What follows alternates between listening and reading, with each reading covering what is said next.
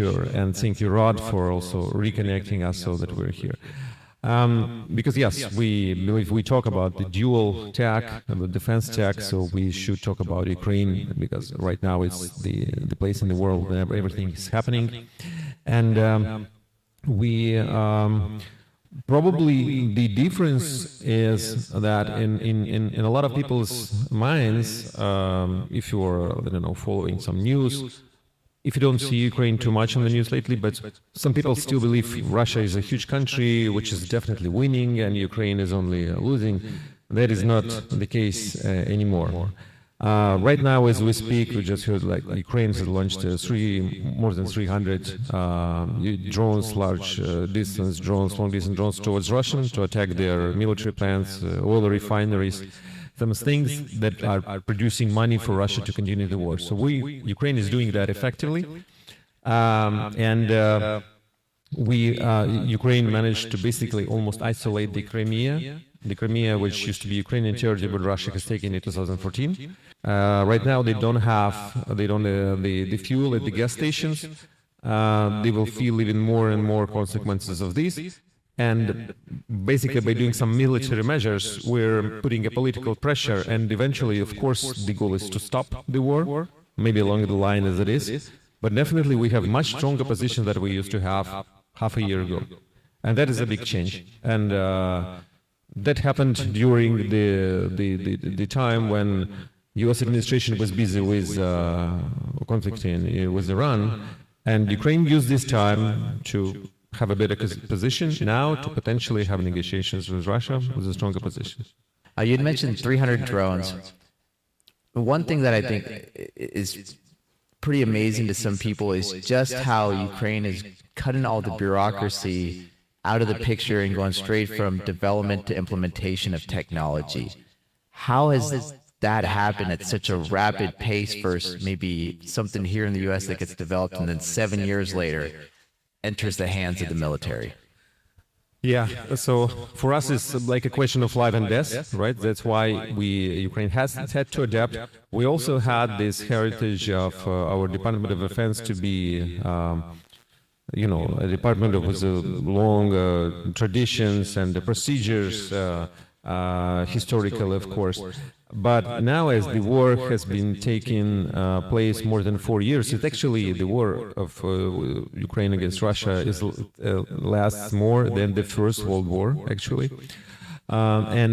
Of course, it's the largest conflict in Europe and in the world in the 21st century, unfortunately for us. So we use this time. Ukraine understood that we are still much smaller country than Russia is in terms of territory, in terms of people, in terms of resources. So we understood that the only thing we could be successful in fighting is to be much quicker, much faster. Because their bureaucratic machine has not been adapting as fast. They also adapted, they also changed, just so you know. But Ukraine did it much faster. So we have the large, like really hundreds of smaller companies which were studied after the war has started. The majority of the companies did not exist before, who started producing drones. And yes, Ukraine did not invent drones, but was invented how to use them in the war effectively to save lives of the people and use them instead. So the government has eased very quickly all the procedures necessary for grant approvals for the technologies, drones or some other ones, to be tested immediately in the field, in the battlefield, to make this procedure, which has taken like years, now to months, and even like a couple of weeks.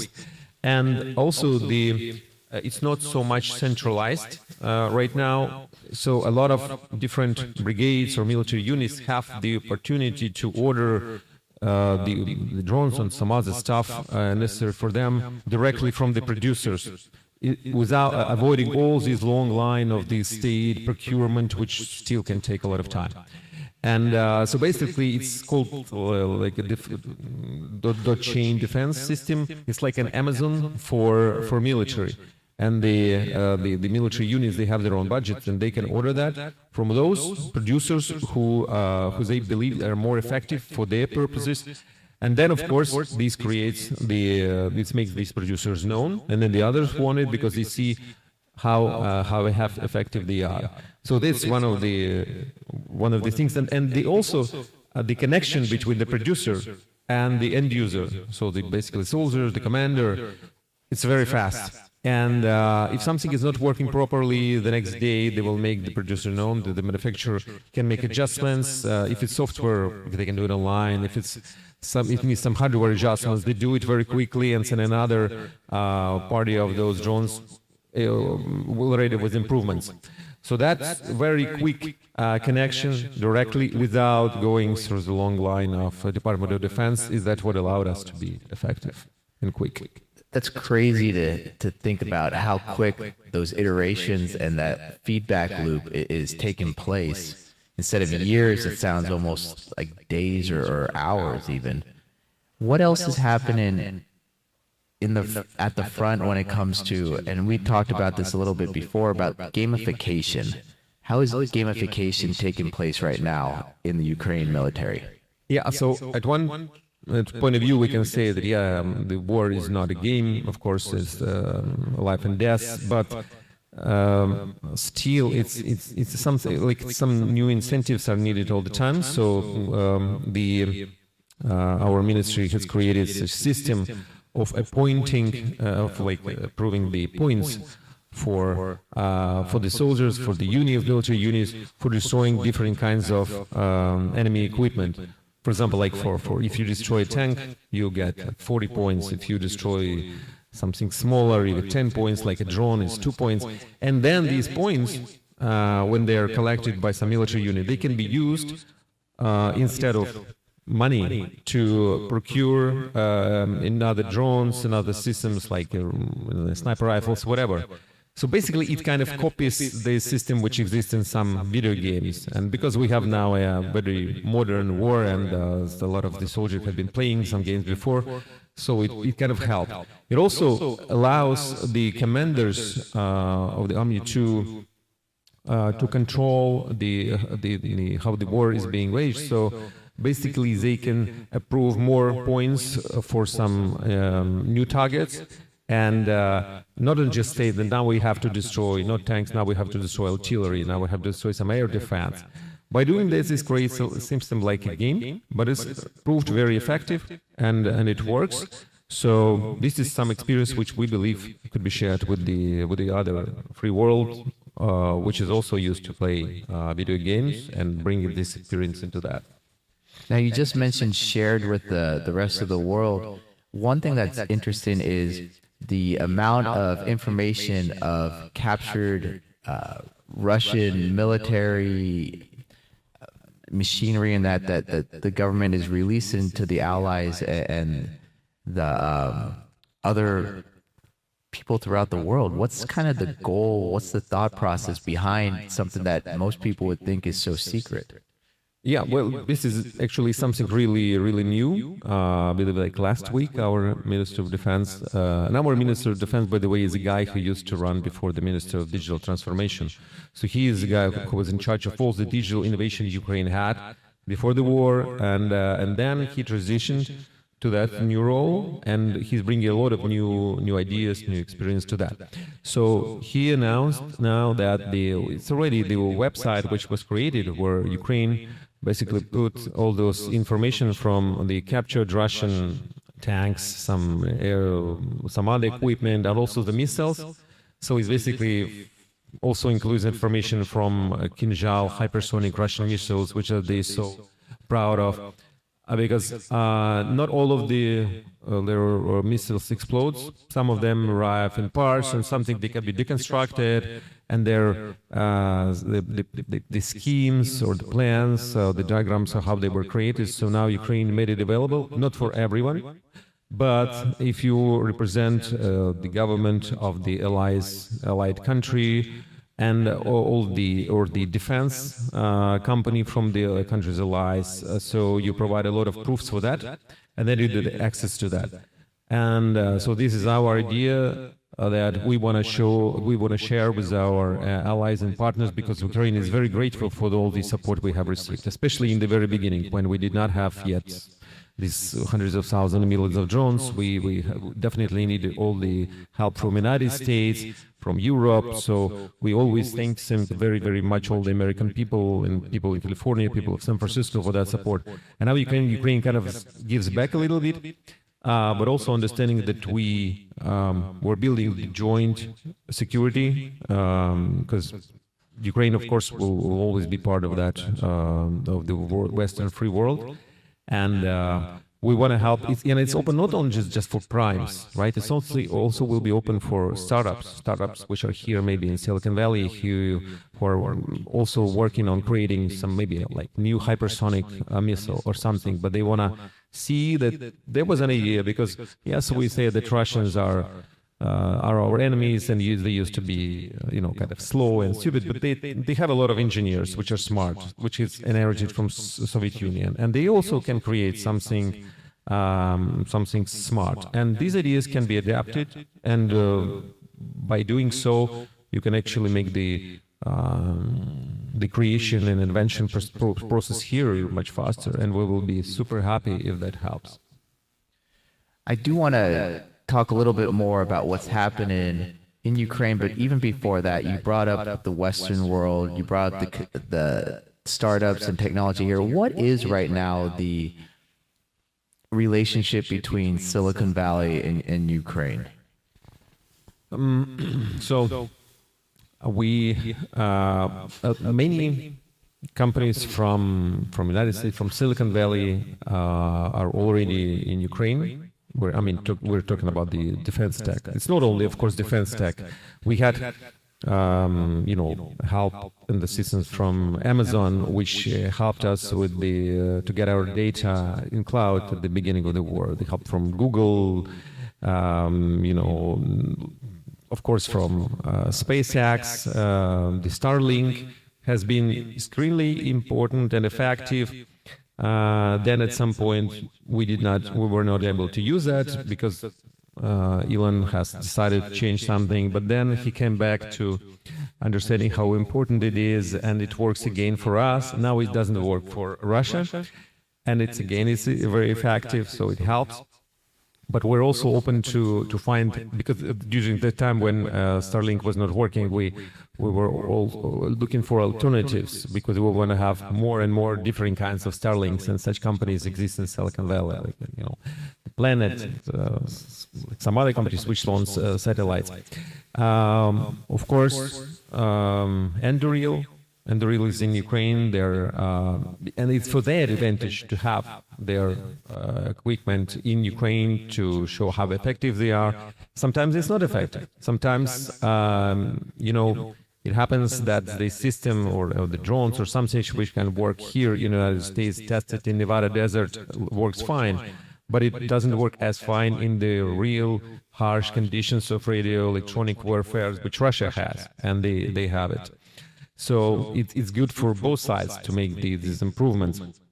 Also, maybe just coming back to one of your previous questions. So in the past, the idea for the defense industry was like, let's produce, hundreds of thousands of some missiles, of something, maybe of drones, and let's stockpile it just in case we will need it. But right now it probably will not work, because the drones, if you want to create like a million of drones and have it stockpiled like in a year, it will not be probably effective, because the countermeasure would be found. So that's kind of why this iteration process, the speed of that is very important. And we of course have also so Eric Schmidt has brought to Ukraine a lot of co-production of some interesting stuff. Like one of that is Hornet drones, which are not purely Ukrainian, they're basically American Ukrainian, and they're very effectively now used in these middle strikes to target Russian logistics. So this really works. Russians are openly saying that they hate these things, that they are very effective, they bring them a lot of pain. But there is a lot of potential for that cooperation to make it more. We have more companies who are coming here looking for fundraising. We're also, as a consulate, we're working on creating this partnership to start some co-production. This will be definitely for mutually beneficial for Ukraine and Silicon Valley for sure. And people want to think of the future past all of this. Right now, there's a ton of data that's being collected. How is that data that's being collected now going to be utilized in the future for building out the infrastructure for post-war development? Of course, the technologies which are used during the war, they will be used after that.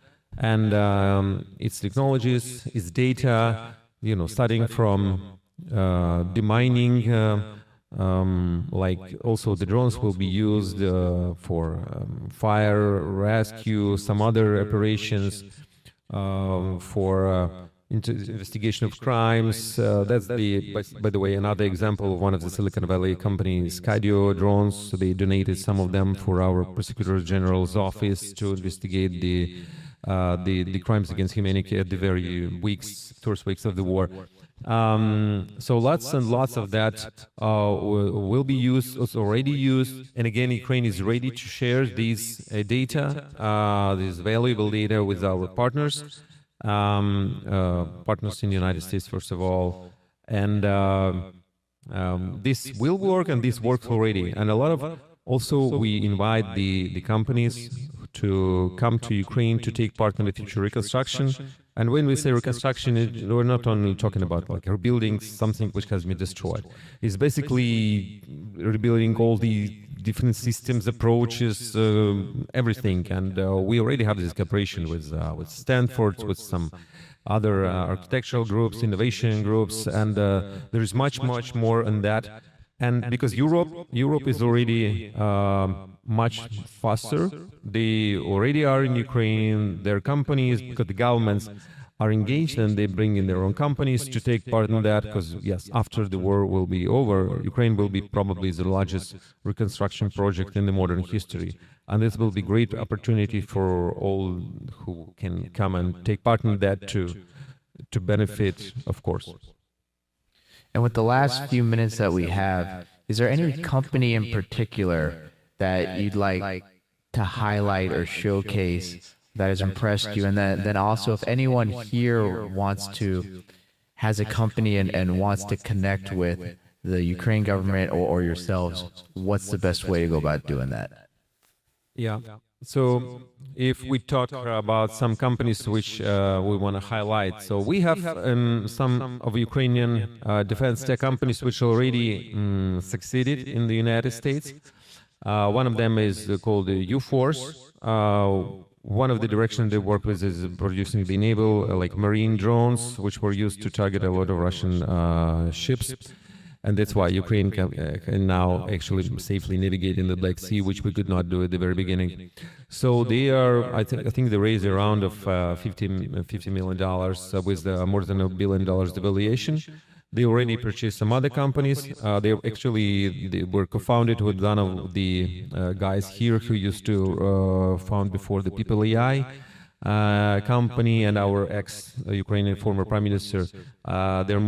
They used to be here in Silicon Valley, now they're half time here in DC. Also, we have another company which is called Swarmer. As you can guess, they're working on the technologies and software for swarms of drones. And they already did the IPO. They raised, I don't remember, but their valuation is maybe about $600 million right now. So basically, that's the first IPO which has been done in the United States. So there's a big potential, and people who had basically invested at the very beginning, they've already made like 50x, 60x. We could have done that as well. We did not. We should. And as if some of your companies are interested to have your technologies, drones, counter drones, whatever, something else, ground drones or marine drones, to be tested in Ukraine, we're happy to assist with that, to make the connections. Of course, it will not be like Ukraine will procure your equipment immediately, no, but this is the process to take. And it takes time, but we will be happy to help. Our office, so my colleague Alexei Horsh, who's here as well, Yeah, you can find he's there. So we'll be happy to assist because it's mutual interest of Ukraine to get some new ideas, new technologies to be tested, and for your companies as well to have them tested in Ukraine brings a lot of more credibility, more traction. If your technologies work there, they can basically work everywhere in the most harshest environments. All right, can we get a round of applause? All right.